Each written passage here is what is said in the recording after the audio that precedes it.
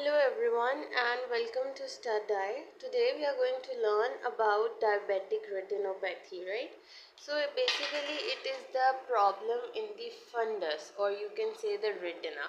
So the problem of the fundus that is caused because of the diabetes, right? So the diabetic retinopathy is the disease of the fundus which is caused due to the diabetes. Either the diabetes is uncontrolled, right, or the diabetes is more than the patient has diabetes for more than 10 years. So at that time patient is at the higher risk of this fundus disease, right? And along with the diabetes we have other conditions like hypertension, that patient has the issue of high blood pressure, and because of this high blood pressure patient got diabetes, or there due to this high blood pressure the patient's fundus get changes, right? So these are the risk factors, or these are the causes of the diabetic retinopathy. So patients with diabetes should do the regular eye checkup in order to avoid this disease, because once this disease has occurred it can cause the further complications, right? So now what is fundus? Fundus is the retina, right? So this is the retina, and here we have the optic disc, and at the two distant diopter temporal to the disc we have the macula, which is slightly lower to the optic disc, right? So here we have the optic of the macula. So this is the macula and this is the optic disc, right? So in our eye this is the optic disc, right? So we have, this is the whole fundus, and in the fundus we have optic disc and macula, right? So from the optic disc we have two structures that are originating, right?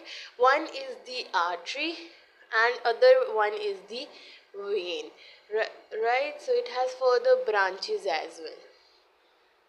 Right now I am just discussing the normal fundus.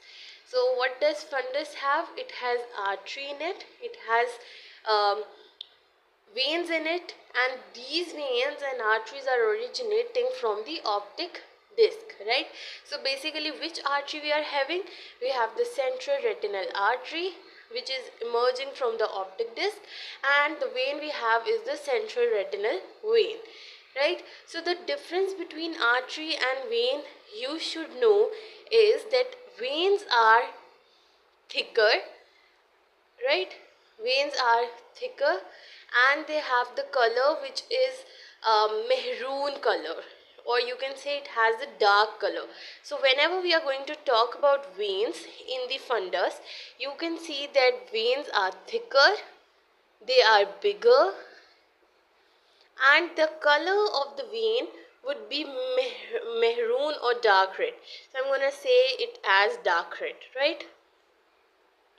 So, but on the other hand, while we are going to talk about the arteries are thinner, smaller, and they have the color which is bright red. So you can say the veins or the vessels that are thicker, bigger and have the dark red color, they are the veins, and those that have the brighter color, they are the arteries, right? So now one thing you should know is that diabetic retinopathy is the disorder of vessels, right? Or it is a vascular disorder of the retina. So it means that this is going to harm or affect the vessels of the retina. So these vessels can either be the arteries and the veins, right? So the diabetic retinopathy is a vascular disease. So it is going to affect the blood vessels. So what happens normally in the blood vessel is that these are the blood vessels, and in the margins of the blood vessels we have some pericytes, which is the structure, it's pericyte, sides, right? So these parasites that are covering the margins or walls, they protect the walls from any harm, and they maintain the shape of the blood vessels, right? But what happens when the blood glucose level increases, or what happens when the blood pressure increases? So we are going to discuss it, but before this I am again repeating that this is a vascular disease. So the procedure or the process in which the blood vessels are going to be ruptured due to the diabetes is this process is the microangiopathy, right? So it is the process in which the blood vessels got ruptured. Why? During the course of the diabetes. So what happens that the blood vessels got damaged. So this is the process which is the microangiopathy, and what is happening, it is affecting the blood vessels of the retina. Now we are coming back to parasites, which I have been telling you that parasites cover the outer covering of the walls, or they are at the walls of the blood vessels to maintain the shape of the walls, right? But what happens when the blood glucose level increases, or when the blood pressure increases, or there is a lot of changes in the blood glucose level? So as the blood glucose level increases, right, what will happen that these parasites will start decomposing, or there will be the death of the parasites. So the first step is that blood glucose increase, right? So blood glucose increase. This increase in the blood glucose will cause the death of the parasites that were important for the protection of the walls of the vessels, that were maintaining the shape of vessels, right? So what will happen that parasites will start decomposing, or the death of parasites will be start happening, and ultimately what will happen that the walls become weak, right? So walls have become weakened, and this is a third where walls weakens, right? So now walls of the blood vessels in the fundus vessels of the arteries and the veins starts becoming weaker and weaker. And what will happen that when these vessels become weaker, retinal barrier is disturbed, and the vessels become leaky. Why? What will happen when these vessels become weaker?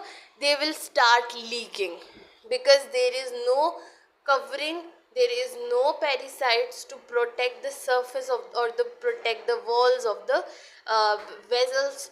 So what will happen? All these parasites got, here were parasites that were present in order to protect the wall of the vessel. So these parasites got die, they are dead now. So what will happen? These vessels are now fragile, outer surface is fragile, and ultimately they will start leaking. So there will be the first thing you will notice will be the leakage, and that leakage is due to the death of the parasites. But before this, what will happen? There is one most important feature which is noticed, and that is the microaneurysms. So what is this microaneurysms, right? So these microaneurysms are formed when the blood vessels become weakened. So what will happen is, these vessels have become weakened, and now the pressure of the blood is very high. So now the walls cannot maintain their shape, or not keep their shape as it was before. As you can pour any water in the balloon, so what balloon will do? It will maintain the shape of the water. Wherever the water will go, the balloon will mold itself into that shape. So similarly, when the blood pressure is increased, when the glucose level was highly increased, the blood pressure increased, what will happen that the vessels are now, vessel walls are weaker and they cannot maintain their shape. So when the blood is over here, the blood is rushing, so there will be small outpouching of the blood vessels, right? So there will be the small outpouching of the vessels due to the increased pressure in the walls. So now these outpouching is the microaneurysms, which is the first sign seen in the diabetic retinopathy, and it is just because of the weakening of the vessels. Now when these outpouches are formed and the pressure is high, ultimately these will leak, right? So now what will happen, there will be the leakage. So there will be microvascular leakage. It means that there will be the leakage of the blood vessels, and when there is leakage, the blood will move out into the fundus, and all the lipid material or any other material which was in the blood plasma, they will also move out in the fundus, right? So the first thing you will notice is the outpouching, which is the microaneurysm. And while the microaneurysms are the outpouching of the vessel due to the weakened walls, they will ultimately cause the leakage, and due to the leakage you will see blood out of the vessels, which will ultimately cause the hemorrhages. So hemorrhages are nothing but the blood clots or leaked blood, right? So you are going to see hemorrhages, and along with the hemorrhages you are going to see the exudates. So with the leakage you have to remember that two things are always associated. One is the hemorrhages, which is the collection of the blood, and while other is the exudate, which is the lipid deposits, right? So lipid deposits are in the blood. So exudates, hard exudates, these are specifically hard exudates, right? So these hard exudates are nothing but the lipid deposit that are that came or that are leaked out from the blood, right? So I am repeating over here. So what are you going to see in the fundus? So you are going to see hemorrhages. First of all, first sign was microaneurysms, right? So you are going to see microaneurysms, you are going to see hemorrhages along with the hard exudates. Okay, so what was the cause of the microaneurysm? Weakened vessels due to the death of parasites, right? Weakened vessels. Next, hemorrhages and exudates are formed due to the leakage of the vessels, right? So whenever there is a leakage of any vessel, you will see hemorrhages due to the blood clot, and hard exudate, that is the lipid deposits, that lipoproteins that were present in the blood, right? So now till here you are going to see these are the early signs of diabetic retinopathy. So first what will happen, there will be the leakage, but it will not remain here, or this retinopathy is not limited to these complications. What will happen when the parasites will start dying? I am repeating, we have discussed that what will happen when the parasite will die. But where are these death or died parasites gone? They have moved in the bloodstream, right? So they were removed from their actual position because of their death, and they have now started moving in the bloodstream. So they are in the vessels now, still they are present in the vessels. So they have damaged this structure and they have started moving on to the other vessel regions, right? So here the leakage has occurred. The leakage is occurring over here. But what happened to the further structures where the parasites is moving or are moving, right? So now we are going to discuss the second part of the diabetic retinopathy. So first part was microvascular leakage, and now the other region is, let's see. So now these parasites have moved to the bloodstream. But what will happen, that we all know that blood vessels are not in the same size, right? They don't have a fixed size. They are thicker from start.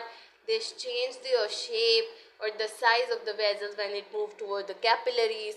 So what will happen when these parasites are moving? These death parasites are moving in the vessel, and there are a lot of death parasites. So what will happen, that when they will reach to the capillary level, they will stuck here, right? So they will stuck here, one and other, they will come, they will grouped together, and over here now what is happening, there is blockage. So second important thing in the diabetic retinopathy is the occlusion, which is due to the collection of the death parasite in the vessel, right? So now there is occlusion, there is the blood cannot move, or they cannot be moved into the other part. So here is a lot of blood, but there is no blood over here in this region anymore due to the occlusion, right? So you are going to see shrinkened vessels.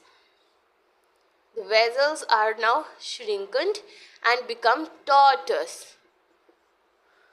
So tortuosity of the vessels mean, or tortuous vessel means that these are the twisted vessels, right?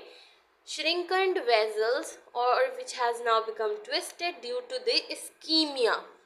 So ischemia is nothing but a state when there is no supply of oxygen. And why is there no supply? Due to the absence of the blood, which was because of the occlusion, right? So here is the occlusion, and now the vessels have become tortuous. In the region where there is no blood, they have become shrinkened due to the ischemia. Now what will happen in the vessels? Whenever there is the absence or the decreased oxygen supply, there is naturally phenomena occurring in our eye or in our body. Wherever the ischemic condition occurs for the oxygen need, our body starts doing a phenomena, and the phenomena is vascular endothelial growth factor. Vascular endothelial growth factor starts initiating, or it gets activated. Factor. So vascular endothelial growth factor, what is it? It will activate, and the purpose of this factor is that it will start making new blood vessels. So the process is neovascularization, right? So neovascularization is the phenomena of making new blood vessels in order to supply oxygen to specific part.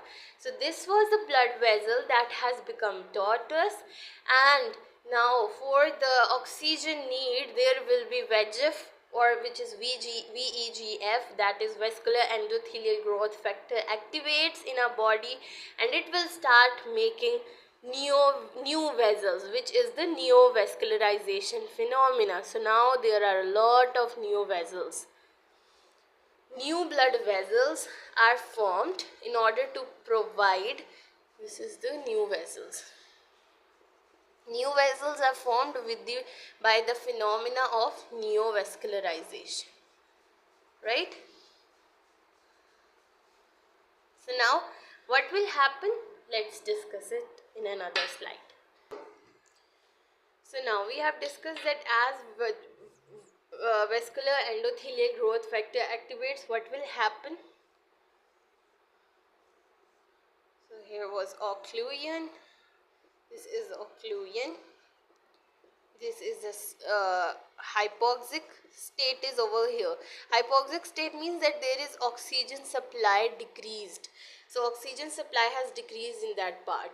So that is the hypoxic condition. So I have told you, for the oxygen demand, the VEGF, vascular endothelial growth factor, activates, and it will start the phenomena of neovascularization, right? So neovascularization phenomena starts, and now here are multiple new vessels formed for the oxygen supply. So for a time being, these blood vessels will provide nutrition to this area of the fundus where there was a hypoxic state, right? But what will happen later on, these vessels are very thin,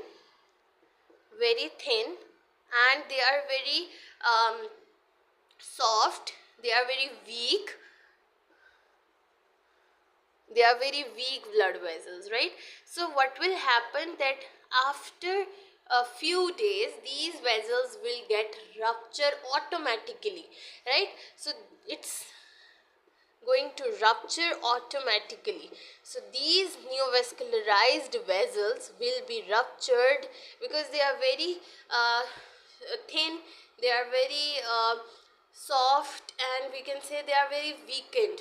That what will happen, they will rupture automatically within few days.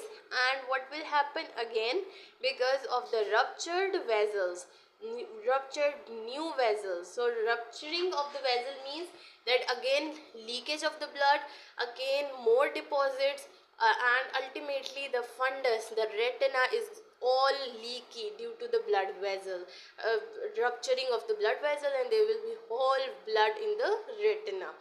So ultimately what will happen, the retina will be damaged completely, because there will be hemorrhages all over the retina. And ultimately what will it cause, when there is hemorrhage, when there is any particle in the way of the eye. So this is eye, right? This is eye, and here are hemorrhages, multiple hemorrhages in the eye.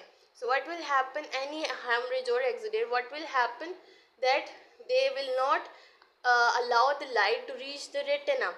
So ultimately the vision will be decreased, contrast will be decreased, and color vision will be affected.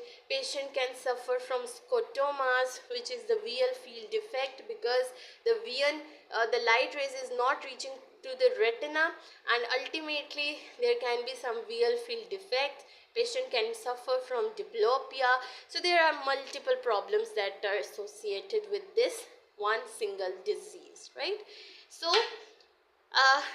I'm again repeating, this is the whole pathogenesis of the diabetic retinopathy.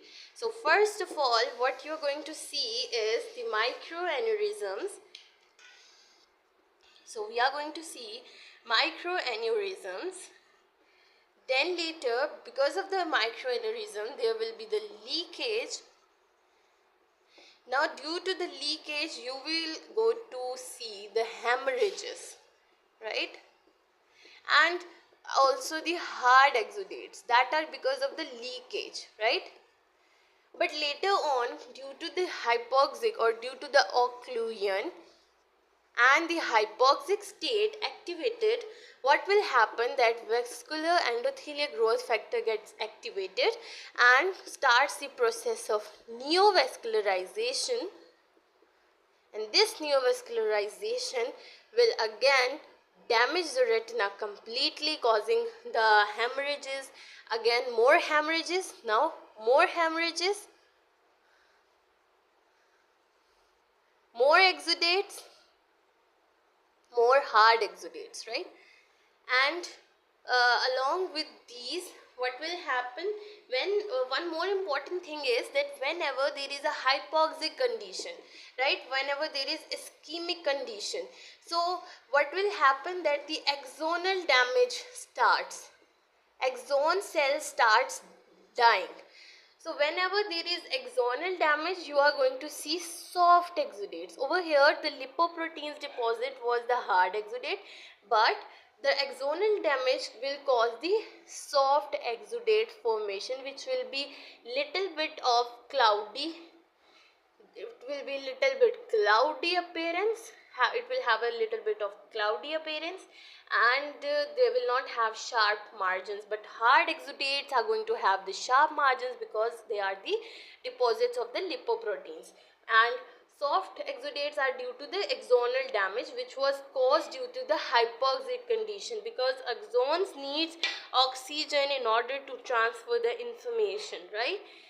So soft exudates have also been formed over here, and ultimately when whole retina is having hemorrhages, what will happen, that these hemorrhages are going to will be, some hemorrhages will be in the vitreous and some will be on the retina. So the vitreous hemorrhages are going to pull vitreous hemorrhages, all the hemorrhages in the vitreous will start giving the pull to the retina. So there will be two problems. There can be vitreal tractions.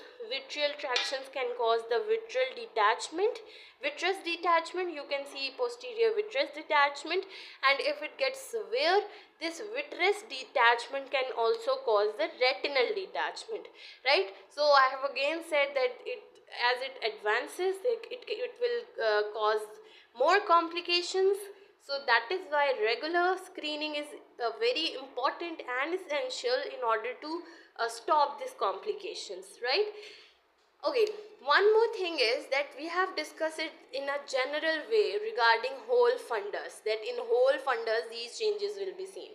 But what will happen if this is a fundus, right? We have discussed about whole fundus right now. So here any abnormality will be here. But what if it involves specifically macula? What if the blood vessels near the macula got ruptured? So when the hemorrhage is, when the leakage and occlusion is occurred or occurs in the region or near the macula, what will happen? The macula is going to have hemorrhages on it, will have exudates on it, and ultimately there will be the diabetic maculopathy, which is the problem of the macula. And which, why is it caused? It is caused when the leakage, hemorrhages, exudates, and all these problems are on the level of macula. So it is later stages diabetic maculopathy is also seen. So now I am going to teach you the stages of the diabetic retinopathy. Diabetic retinopathy have some important stages that are, first one is the background diabetic retinopathy, which is the early stage in which what will happen, you will observe the first thing, that is the microaneurysm. So first sign of that microaneurysm will be seen in this stage. So whenever there is only microaneurysm and very few means one or two hemorrhages, very few hemorrhages and exudates, hard exudates. I'm talking about hard, which is the deposit of lipids, right? So whenever you see microaneurysm, which was the outpouching of the blood vessels, right, and few hemorrhages, one or two hemorrhages, right, and few exudates. So this is the background diabetic retinopathy, which is the earliest stage, right? So first sign when the doctor sees through the ophthalmoscope or slit lamp is the microaneurysm, which is the earliest sign, right? And the other thing is that these are due to the leakage. So in background diabetic retinopathy, there is the weakening of the vessel and the leakage of the vessels, right? But the other type we have is the second type, which is the pre-proliferative stage.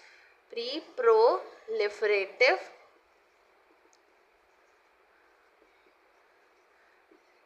So the pre-proliferative stage happens when there is the occlusion. So now first of all we had leakage in the diabetic retinopathy, but in pre-proliferative stage it is all about occlusion along with the leakage, right? So leakage is happening in different regions of the fundus. Along with the leakage, we have the hypoxic stage due to the occlusion. So this is a pre-proliferative stage where there is the hypoxic condition. So due to the hypoxic condition, we have microaneurysms because of the weakening of the vessels. We have hemorrhage, more hemorrhages as compared to the diabetic retinopathy. We have the hard exudates. Yeah, we have hard exudates due to the hypoxic condition caused due to the occlusion. There will be the axonal death, and we will see the soft exudates. So soft exudates are also known as the cotton wool spots, right? So these are the cotton wool spots. Yeah. So you are going to see cotton wool spots here, you are going to see microaneurysms, you are going to see hemorrhages, and you are going to see hard exudates as well. Because of the leakage, you are also going to see edema. So edema of retinal edema, if there is the fluid accumulation, but it is very rare, right? It's not more common. So the more common signs are all these which I have told. So now my background diabetic retinopathy and pre-proliferative stage is all the non-proliferative diabetic retinopathy. So here is not any proliferations, means that you can say that there will be the formation of new vessels which are going to proliferate, which are going to spread, right, and which are going to include the more region of the fundus. So these background diabetic retinopathy and proliferative diabetic retinopathy is the non-proliferative diabetic retinopathy stage. But now the third stage is the, okay, so we have the third stage, which is the proliferative